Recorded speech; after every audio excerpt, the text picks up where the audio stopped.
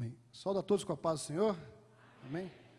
Meus irmãos, vamos abrir as nossas Bíblias na primeira carta aos Coríntios, no capítulo 1, versículo 18. Primeira carta aos Coríntios, capítulo 1, versículo 18.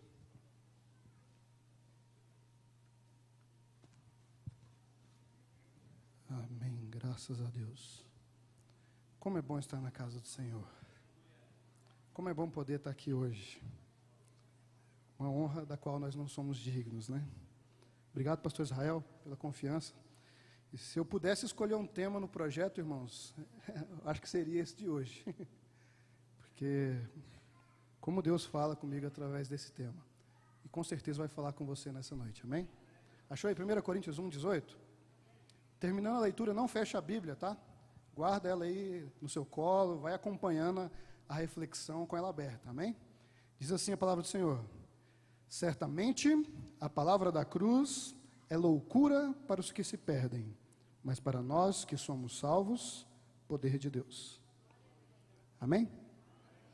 Pode sentar. Amém. Meus irmãos, desde criança eu sempre fui apaixonado pela cruz de Cristo. Também, né? Cresci ouvindo, foi na cruz, onde um dia eu vi meus pecados castigados em Jesus. Cresci ouvindo, sim, eu amo a mensagem da cruz. Até morrer eu a vou proclamar. Vocês conhecem, né? Mas tem um cântico que fala sobre cruz, que não está na harpa cristã, mas que talvez você conheça. Minha mãe cantava, eu era criança. E eu lembro perfeitamente que dizia assim: a cruz foi a mais pesada. Por fora só tinha madeira, mas por dentro estavam os meus pecados. Eu lembro quando eu escutava essa canção, eu era criança, e eu ficava tentando entender como é que funcionava esse negócio. Como é que os pecados iam caber dentro da cruz. Eu ficava tentando achar uma lógica para aquilo. Mas não tinha lógica nenhuma. É o que nós vamos estudar, é o que nós vamos falar nessa noite. E a fé cristã não se resume em lógica. A fé cristã não se resume em sabedoria. A fé cristã se resume na mensagem da cruz. Amém? De fato, ele veio ao mundo, viveu em santidade, morreu da cruz do Calvário e ressuscitou o terceiro dia. E isso precisa ficar muito claro para nós. Isso precisa ficar, nós precisamos ter consciência disso, porque isso é a base da nossa fé. Nós estamos aqui nessa noite por causa disso. Nós estamos aqui reunidos adorando, é porque nós cremos nisso. Mas, para muitos cristãos, a cruz ainda é um enigma. Muita gente não sabe o quão profundo, quão precioso é o significado da cruz. Tem gente até que pensa, né, que cruz é uma coisa exclusiva do catolicismo. E tem um motivo. Se nós formos estudar a história do protestantismo no Brasil, por exemplo, nós vamos saber que, no início, a cruz era uma exclusividade da Igreja Católica. Que, como o catolicismo era a religião oficial do Brasil, o protestantismo só foi aceito com algumas regrinhas. Os protestantes, os crentes, que nós chamamos assim, não podiam usar o símbolo da cruz, eles não podiam ter igrejas em praças, e as igrejas deles também não podiam ter torres. Ou seja, não poderia muito parecer a igreja. Mas aí veio a proclamação da República, e isso caiu por terra. Então, nós, protestantes, podemos, então, usar a cruz como símbolo. Hoje, existem igrejas cristãs, protestantes, evangélicas em praças, e existem igrejas até com torres. É por isso que quando você vê um filme estrangeiro, você vê uma igreja evangélica com torre, com cruz, você estranha, porque é muito diferente para nós, né? É algo que só pode acontecer no Brasil de 120 anos para cá. Mas antes disso, A cruz começou a ser usada, né, na história por um tal de Constantino, imperador, que um dia ele disse que viu a cruz e junto com a cruz estava escrito assim, ó, com essa vencerás, na língua dele, né? E então ele foi para a batalha, venceu, então ele adotou a cruz como símbolo. Só mais tarde, os cristãos entenderam que a cruz poderia sim ser o símbolo deles. Só mais tarde, porque no início, a cruz não tinha um significado muito legal. A cruz era a forma onde morriam os piores criminosos. Não tinha honra nenhuma na cruz. Mas hoje, nós olhamos para ela de uma forma diferente. Hoje nós olhamos para ela e vemos o amor de Deus por nós.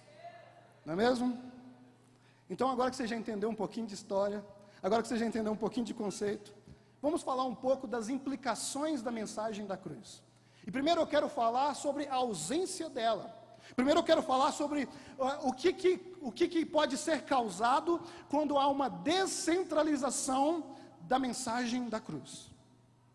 O apóstolo Paulo começa a carta aos Coríntios exortando a igreja à santidade. Em seguida ele começa a falar de problemas, tá? Então, tá vendo? Problema na igreja não é uma coisa do nosso tempo, tá? Lá no início já tinha problema na igreja, né? Então, o apóstolo Paulo começa a falar dos problemas da igreja de Corinto. E o primeiro problema que ele fala é quanto às divisões na igreja. E sabe por que tinha divisão na igreja de Corinto? Porque, para algumas pessoas, em alguns momentos, a cruz deixou de estar no centro. Veja bem, se há uma unanimidade entre nós aqui nessa noite, é que todos nós cremos em Jesus Cristo, amém? Nisso nós somos unânimes, não é mesmo? Então, quando a unidade da fé, ela é a concordância de que Jesus é o nosso Salvador. Ele morreu na cruz, mas ressuscitou ao terceiro dia. Nisso todo mundo aqui concorda, amém? Mas quando a gente vai para outras doutrinas, até dentro da Bíblia, há discordâncias. Tem gente que pensa, né, que o arrebatamento num momento, tem gente que pensa que é em outro. Tem gente que enxerga os anjos de uma maneira, tem gente que enxerga de outro. Tem gente que pensa que a salvação é de um jeito, tem gente que pensa de outro. Existem muitas interpretações quanto à atuação do Espírito Santo, mas existe uma coisa onde todos nós somos unânimes: Jesus Cristo. E é sobre essa unanimidade que eu quero falar nessa noite. Sabe por quê? Porque às vezes, quando nós damos atenção demais a coisas que deveriam ser secundárias, nós nos perdemos. E a igreja de Corinto começou a se perder por causa disso. A igreja de Corinto tinha aqueles que gostavam, por exemplo, do ponto de vista liberal de Paulo. Lógico que para eles era ainda mais liberal. Para eles distorciam um pouco. Eles gostavam de quando Paulo falava contra a circuncisão dos gentios. Eles gostavam quando Paulo falava sobre graça. Mas eles queriam mesmo era mergulhar na chamada hipergraça. A hipergraça é aquilo que tem sido pregado por aí, que aparentemente alarga a porta do céu. A hipergraça é aquilo que faz a gente distorcer o que está escrito lá em Romanos 5:20, que onde abundou o pecado, superabundou a graça. Então tem gente que exagera aí, e então cai na hipergraça. Tinha muitos simpatizantes da hipergraça na igreja de Corinto. Mas tinha também os simpatizantes da mensagem mais conservadora. Tinha os simpatizantes, né, possivelmente os judeus, que achavam que o negócio tinha que ser mais restrito, que o negócio tinha que ser mais fechado. E eles também exageravam. Eles distorciam porque eles queriam fazer com que os gentios se tornassem legalistas. Eles queriam obrigar os gentios quanto aos costumes que eram do judaísmo. E legalismo também é exagero, e legalismo também não é a mensagem da cruz. Tinha um terceiro grupo que eles gostavam, eles não estavam tão preocupados com a hipergraça nem com o legalismo. Eles gostavam era de discurso bonito, de boa oratória, sabe? Então esses possivelmente quando olhavam para Apolo, né, que possivelmente era um mestre, um bom orador, mas que possivelmente pregava a mensagem da cruz, mas quando eles olhavam para Apolo, eles pensavam assim, sabe de uma coisa? Eu acho que a gente precisa estudar filosofia, eu acho que a gente precisa estudar sociologia, eu acho que a gente precisa estudar psicologia para entender a mensagem da cruz. E nós sabemos que isso também não é necessário, não para esse objetivo. E tinha ainda aqueles que diziam ser discípulos de Jesus Cristo, mas se recusavam a se submeter a uma igreja, a um pastor. Então eles queriam servir Jesus na individualidade, o que também era um grande problema. Pois bem, nada disso pode descentralizar a mensagem da cruz. Nós não podemos confundir graça com liberdade para pecar. Nós não podemos confundir conservadorismo com legalismo. E nós também não precisamos achar que a mensagem da cruz precisa de complemento. Ela é completa por si só. Ela já é suficiente para nos garantir a salvação. E nós também não podemos cometer o erro de achar que servir a Jesus pode ser puramente na individualidade. Veja bem, a fé não nos isola no corpo de Cristo, ela nos insere. É diferente. É por isso que nós estamos aqui reunidos. É por isso que nós estamos aqui juntos, como corpo de Cristo. Amém? Então essas preferências distorcidas, né, deixa bem claro, fez com que houvessem divisões lá na igreja de Corinto, fez com que houvesse partidarismo. Porém, como nós sabemos, isso não é algo exclusivo daquela época. Nos nossos dias, tem gente que não quer ouvir Jesus, tem gente que quer ouvir o homem.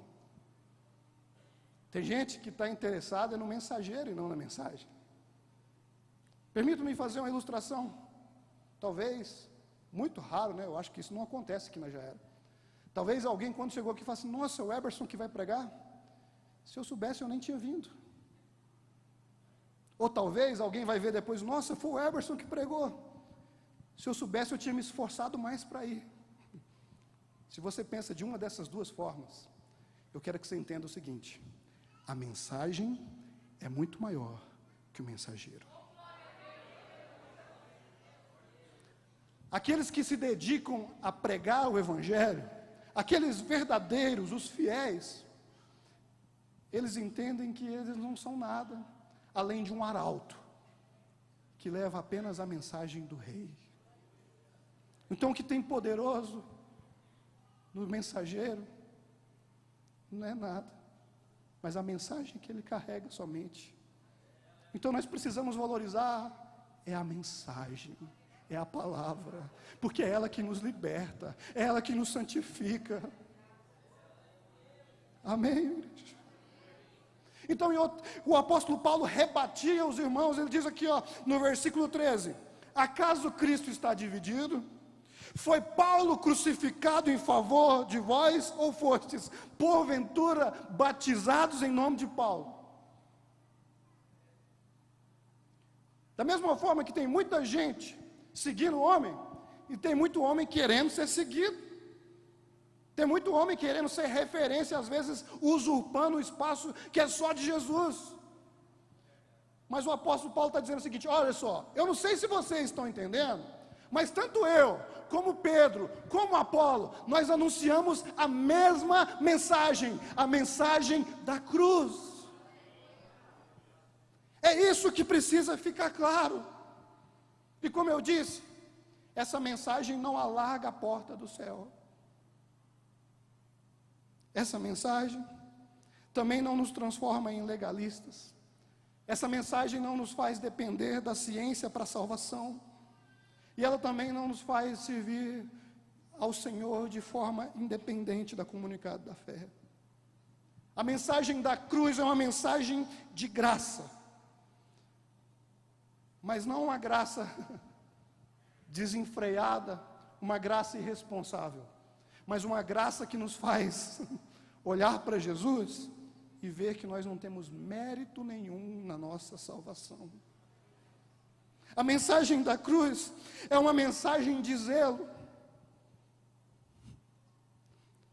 mas não de forma que a gente ache que a gente é melhor que alguém porque a gente lê mais Bíblia, porque a gente tem mais tempo de crente, porque a gente ocupa um cargo de liderança na igreja.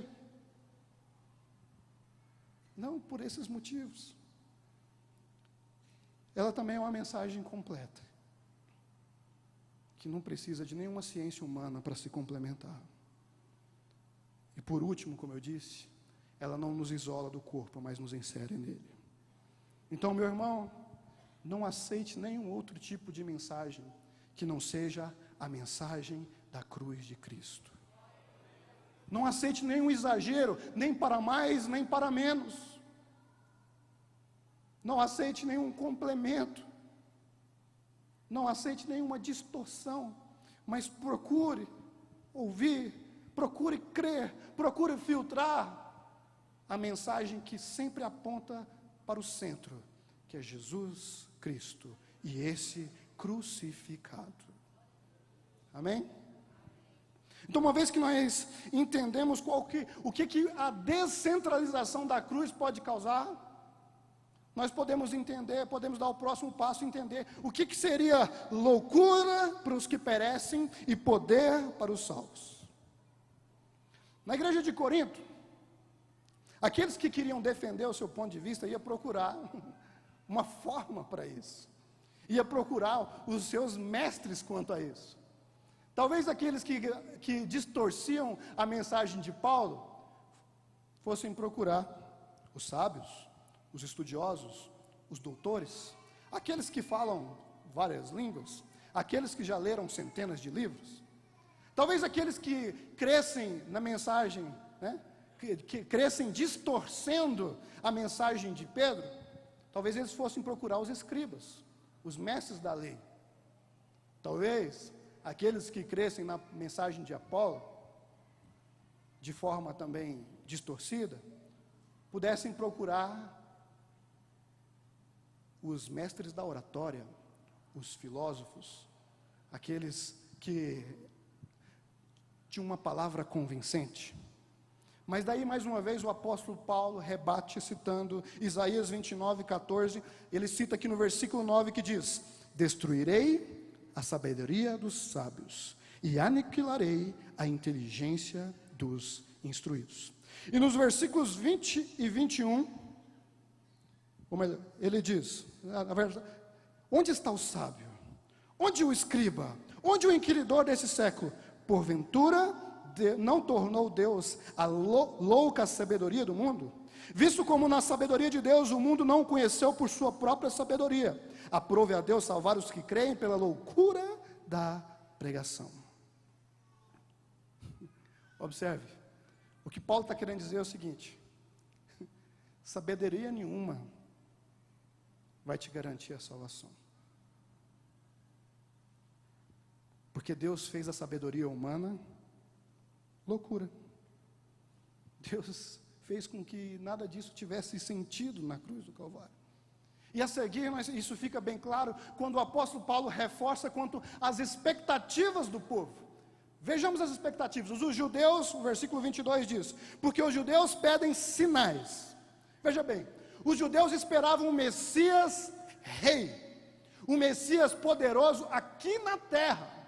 Eles esperavam um Messias talvez que gostasse de show pirotécnico, um Messias que fizesse sinais para aparecer.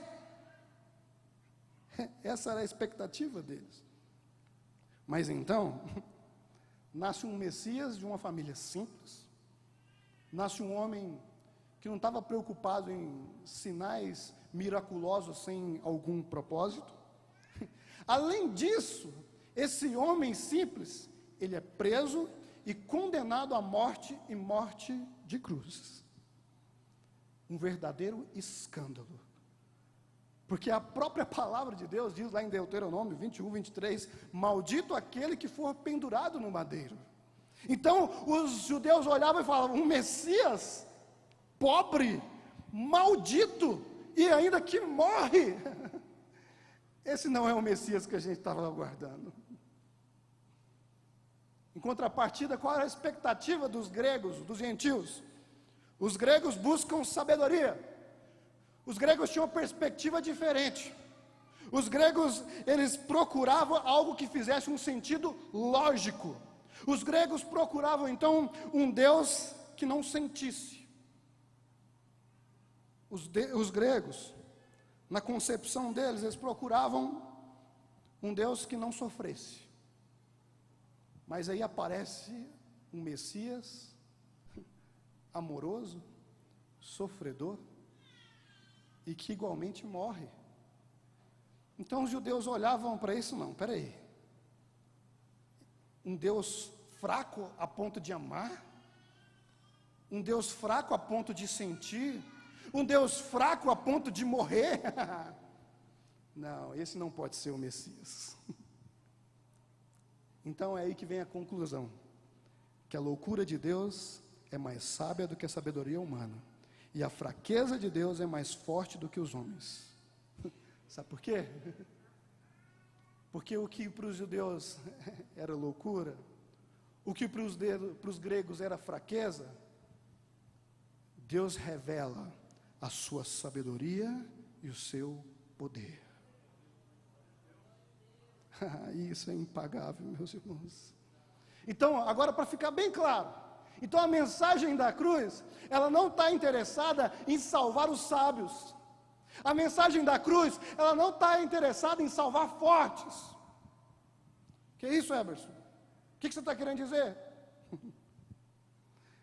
Porque a mensagem da cruz não está preocupada nem com sabedoria, nem com riqueza, com classe social, com sexo, não está preocupada com nação.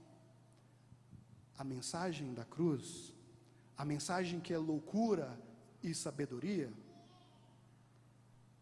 ao mesmo tempo, ela está interessada em salvar aqueles que creem. Isso é diferente. Então, meu irmão, nós não somos salvos porque nós somos inteligentes. Nós não somos salvos porque nós nascemos de uma família que tem condições. Nós não somos salvos porque nós moramos em Anápolis. Nós somos salvos porque nós cremos. Amém? É isso. Simples, não é mesmo? Simples, mas poderoso. Muito poderoso, meu irmão. A sabedoria divina consiste em um poder sobrenatural, que não se encontra na sabedoria humana, que não se encontra na riqueza, que não se encontra na força, e nenhum outro lugar que não haja a ação poderosa do Espírito Santo.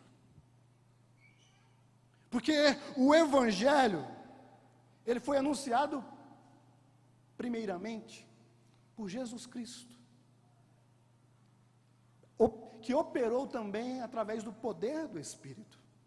Hebreus capítulo 1, versículo 1 e 2 diz assim: ó, havendo Deus outrora falado muitas vezes e de muitas maneiras aos pais pelos profetas, nesses últimos dias nos falou pelo Filho. Veja bem, na cultura daquela época, os ensinamentos de Deus, você vai ler lá o Pentateuco, você vai ver Deus dizendo, ó, e os pais devem ir transmitindo a mensagem para os filhos. É assim que a mensagem vai perseverando, é assim que a mensagem vai tendo sequência.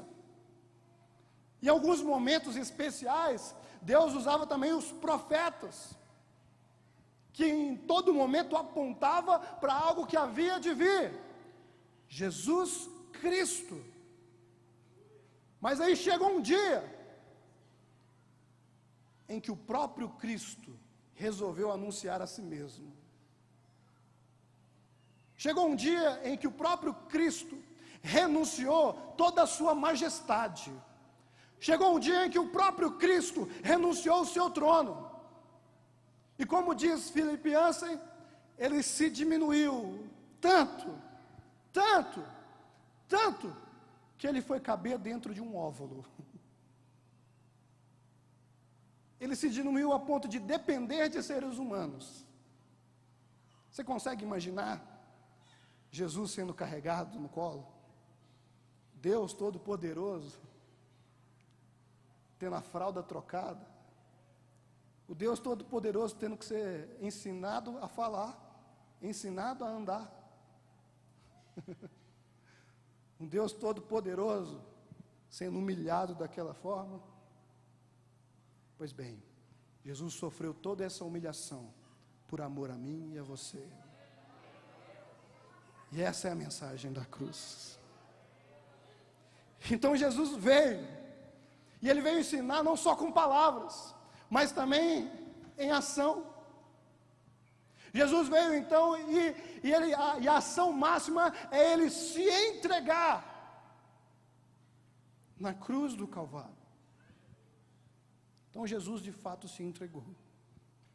Ele tinha poder para escapar, mas Ele não quis. Ele se entregou.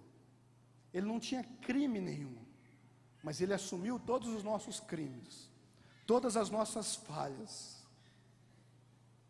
Morreu na cruz do Calvário, mas ao terceiro dia Ele ressuscitou. Aleluia, glória a Deus. E depois que Ele ressuscitou, Ele então disse: agora é com vocês. Agora é vocês que vão anunciar essa mensagem. Agora é vocês que serão as minhas testemunhas. Tem muita gente que quer ser advogado de Jesus, sabe? Jesus não chamou ninguém para ser advogado dele, tá? Dele. Você pode ser advogado na sua profissão, mas Jesus não precisa de advogado. Jesus nos chamou para ser testemunhas. Amém? É diferente. E para testemunhar, nós recebemos também um poder. O poder do Espírito Santo. Amém? E é através desse poder que a mensagem da cruz deve ser proclamada. Por que eu digo isso? Porque tem muita gente que quer proclamar a mensagem da cruz sem nenhum poder, sem nenhuma autoridade. Mas nós precisamos, nós dependemos totalmente do Senhor. Nós precisamos buscar esse poder para que então não sejamos nós falando, mas Deus através de nós.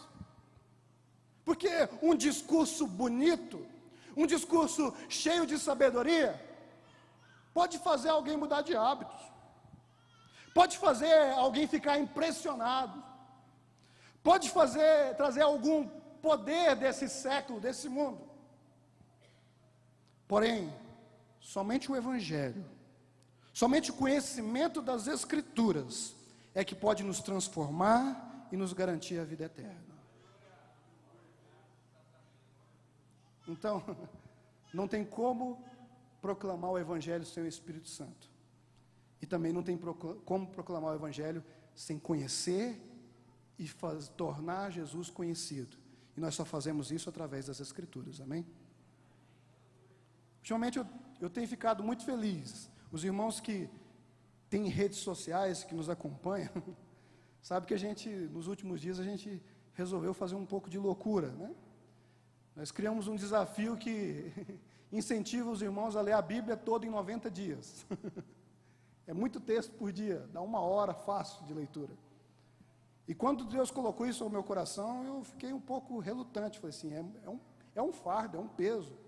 Ainda mais que a gente grava um vídeo todo dia por causa disso. Mas eu falei assim, vamos fazer, capaz que umas 100 pessoas vão aderir a essa causa. No máximo 200. E ontem nós fomos surpreendidos quando nós percebemos que tem mais de 500 pessoas envolvidas. Mais de 500 pessoas comprometidas em estudar as Escrituras. pessoas que nunca leram a Bíblia por inteiro, pessoas que nem são cristãs, estão lendo a Bíblia com a gente. Olha que coisa maravilhosa. E sabe o que eu espero no final? Não é que elas sejam convencidas, não é que elas adquiram um conhecimento, mas é que elas sejam transformadas pelo poder das Escrituras. Esse é o objetivo, amém? Então você que está no propósito, fica firme, amém? Deus vai nos transformar ao longo desses dias, amém? Prosseguindo, os sinais podem deixar as pessoas maravilhadas. É lindo, né? Você vê pessoas sendo curadas. É lindo ver o sobrenatural de Deus. Mas isso também não garante a salvação de ninguém. Tem gente que talvez um dia falou em línguas e não vai para o céu. Tem gente que um dia recebeu um milagre e talvez não vá para o céu. Porque isso não garante a salvação de ninguém. Quer um exemplo? O povo de Israel. O povo de Israel, eles viram o mar se abrir, eles viram cair comida do céu, eles viram água brotar no meio da pedra, no deserto, e mesmo assim eles estavam murmurando, e mesmo assim eles caíam no erro da idolatria. Eles demonstravam não crer. Então, meus irmãos, é a palavra da salvação que vai fazer o sobrenatural nas nossas vidas. É a palavra da salvação, é a mensagem da cruz que vai nos tirar da escravidão para a vida eterna, de forasteiro para membros da família de Deus. Amém? Aleluia. Glória a Deus. A mensagem da cruz, ela é tão poderosa. A mensagem da cruz, ela é tão, ela vai tão fundo, que ela é capaz de interferir, ou melhor, ela interferiu em todos os tempos da nossa salvação. O que é isso, Everson? O que você está dizendo? Há um tempo atrás lançaram um filme, possivelmente não cristão, chamado Ressurreição. E esse filme falava de uma perspectiva diferente. Esse filme era um filme inteiro falando dos dias em que Jesus esteve na terra após a ressurreição. E então esse filme narrava uma busca incessante dos romanos atrás do corpo de Jesus. Então a gente via um general incrédulo tentando descobrir a farsa que estava acontecendo ali. E no filme tem um personagem, um dos principais, talvez o principal ali, chamado Tribuno, general do exército. Ele que recebeu a missão de acabar com a farsa dos judeus. Ele que recebeu a missão de desmascarar os discípulos e até mesmo Jesus Cristo. E então ele começa a investigar. Ele vai atrás de tudo e de todos. E então ele se encontra com Jesus. E quando ele se encontra com Jesus, Jesus faz uma pergunta para ele. Né? O Jesus lá, né? Isso não é, gente, olha só, é uma perspectiva não cristã, tá? Fica bem claro. E então Jesus pergunta para ele, qual que é o seu maior medo? E então o tribuno responde assim, o meu maior medo é estar errado e apostar a minha eternidade nisso. E essa frase me marcou. Eu fiquei pensando nisso. E quantas pessoas não têm apostado a eternidade na fé errada? Possivelmente algum dia você já ouviu alguém dizer assim, não, o importante é ter fé. Não é, irmão. O importante não é ter fé. O importante é ter fé em Jesus. Amém? Quer um exemplo? O apóstolo Paulo está andando lá em Atenas e ele começa a ver deuses de tudo quanto é jeito. Aquele povo tinha muita fé. Ele tinha fé na Medusa, ele tinha fé no outro deus lá, ele tinha fé em tudo, na deusa Diana, eles tinham fé em vários deuses. E como eles não sabiam o nome de Deus, aí eles fizeram, não vamos cometer o risco de não ter fé num Deus que está precisando aí. Então eles fizeram um altar lá, ao Deus desconhecido. Então o apóstolo Paulo, a Bíblia fala que ele ficou perturbado, ficou abalado de espírito ao ver tanta idolatria, ao ver tanta coisa errada ali. E então ele começa a discutir com os filósofos, com os mestres, com os doutores daquele lugar, até que ele é convidado para falar no Areópago. E quando ele chega lá, no lugar onde discutiam os grandes pensadores, ele não usurpou de falar mensagens de sabedoria. Paulo tinha muito conhecimento. Paulo tinha mais de uma faculdade. Paulo falava várias línguas. Mas ele não se ocupou de outra coisa, a não ser anunciar o evangelho da cruz. E então ele diz, eu estava andando aqui, vendo todos esses deuses de vocês, e eu me deparei com um altar dizendo, ao Deus desconhecido. E é sobre esse Deus que eu quero falar para vocês. Em outras palavras, ele está dizendo o seguinte, o dia que vocês conhecerem o Deus desconhecido, vocês saberão de fato o que é fé, e vocês deixarão todos os outros deuses para lá. Porque, como eu disse, o importante não é ter fé, o importante é ter fé em Jesus, que é o nosso Senhor e Salvador. Amém? Então, como eu estava dizendo, essa fé é capaz de impactar todos os tempos da nossa vida.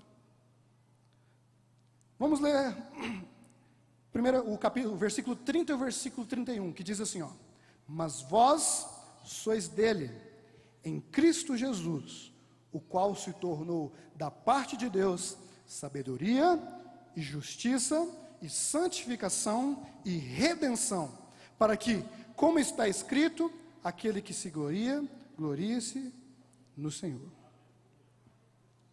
Esse texto aqui afirma o que eu estou dizendo.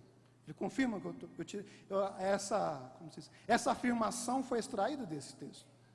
Porque ele diz o seguinte, porque em Cristo Jesus, da parte de Deus, nós recebemos sabedoria. Mas não a sabedoria humana, mas a sabedoria divina e que nos leva à salvação, a saber, a fé nele. Amém? Isso ficou bem claro. Mas em Jesus, nós recebemos também justiça. E por isso, nós fomos salvos no passado. Porque Jesus é a nossa justiça. E dos nossos pecados, Ele não lembra mais. Amém? E Jesus, no tempo presente, nós também estamos sendo salvos. Porque Jesus é a santificação. Amém? Nós somos salvos e estamos sendo santificados, regenerados, de glória em glória sendo transformados, amém? E por último, no tempo futuro, nós seremos salvos porque Jesus é a nossa redenção. É claro que essa conjugação, como eu disse, só serve para aqueles que creram. Somente os que creram foram salvos no passado, no presente e no futuro.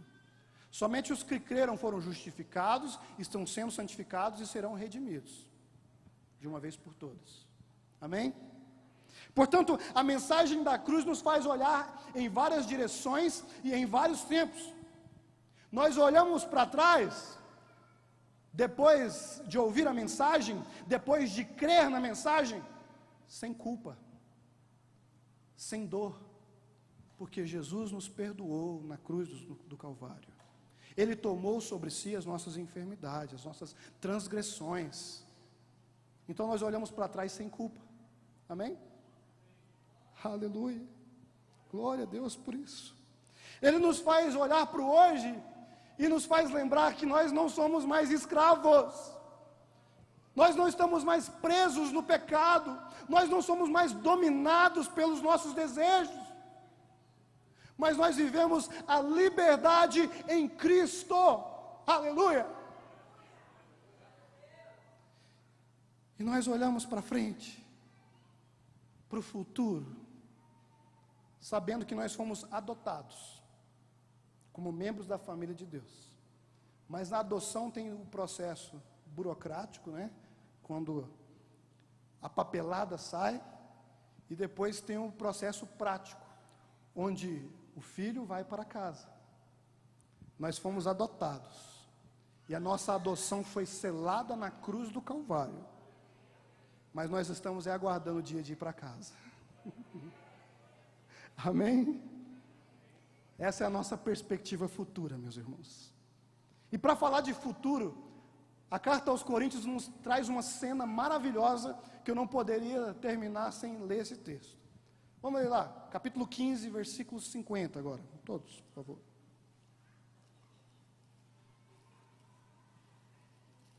Primeira Coríntios 15, a partir do versículo 50.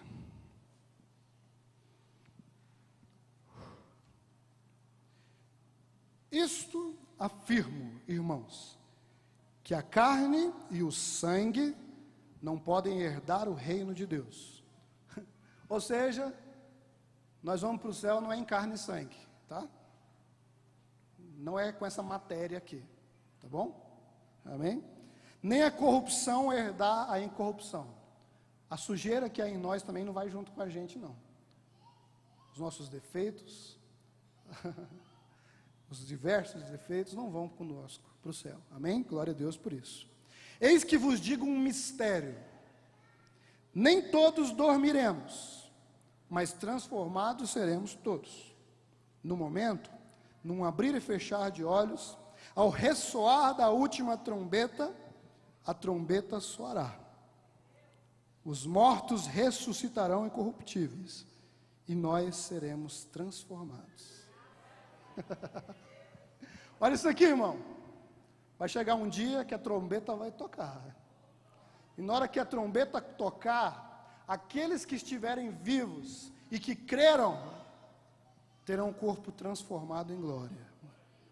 Mas aqueles que dormem, mas creram também, serão ressuscitados da mesma forma, com o corpo glorificado. Aleluia! Olha que perspectiva futura.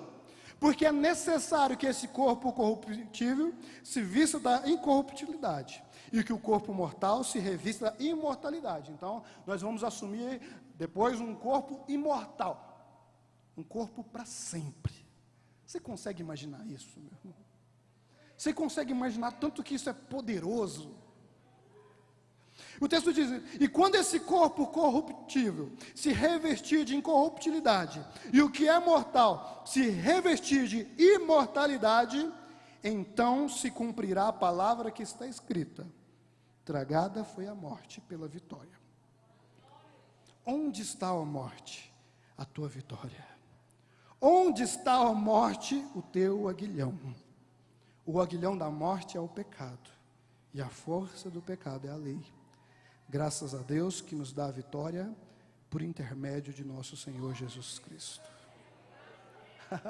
Aleluia. Meus irmãos, quando eu leio esse texto, sinceramente eu me sinto nas nuvens. Esse texto me enche de esperança. E esse texto me faz lembrar de muita injustiça aos nossos olhos, que é feito hoje em dia, será corrigida. Esse texto nos faz lembrar que nós estamos aqui somente para cumprir uma missão, que o que interessa mesmo é o que vem depois. É o que vem depois que Jesus voltar e buscar a sua igreja. Então nós precisamos nos esforçar com tudo para esse momento, amém? Então, quando eu olho para essa cena, eu começo a imaginar outras coisas. Possivelmente você já viu dezenas de notícias dos nossos irmãos que estão sendo mortos lá na África, na Ásia. Recentemente os nigerianos, 10 ou 11 nigerianos foram decapitados. Eu lembro um tempo atrás também, quando o Estado Islâmico assassinou dezenas de cristãos. E quando eu olho aquela cena, meus irmãos, é impossível não lembrar dela com os olhos lacrimejando. Eu lembro todos aqueles, os nossos irmãos, gente, viu? É a nossa igreja lá, viu? Não é outra igreja não, são os nossos irmãos, a nossa família, parte do corpo de Cristo. Eles estavam lá enfileirados, de macacão laranja, e então eles são decapitados. É impossível não se emocionar com aquela cena. É impossível não pensar, por quê? Porque eles entendem que eles estão carregando uma mensagem poderosa. Porque eles entendem que a mensagem da cruz é mais importante até que a vida deles. E quando eu leio esse texto, eu lembro desses irmãos. Eu fico imaginando eles novamente enfileirados. Mas agora eles não estão de laranja, não. Agora eles estão de branco. E então eles dizem, e aí, morte?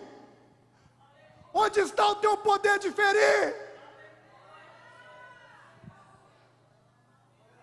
Aleluia. E sabe o que me deixa ainda mais empolgado, irmãos? É saber que isso não é fruto da minha imaginação. É saber que isso um dia vai acontecer. Um dia todos nós estaremos juntos, se alegrando, dizendo, e aí, morte, onde está o seu poder de ferir? Então, meu irmão, entenda nisso, que, aleluia, entender e crer em tudo isso é loucura. Para muitos que procuram sentido, mas para nós que somos salvos, isso é poder de Deus, anunciado a nós, a partir do Cristo crucificado. Portanto, para os que aceitaram a fé cristã, a cruz não é um fim, mas o mais belo e mais importante início de todos. Amém?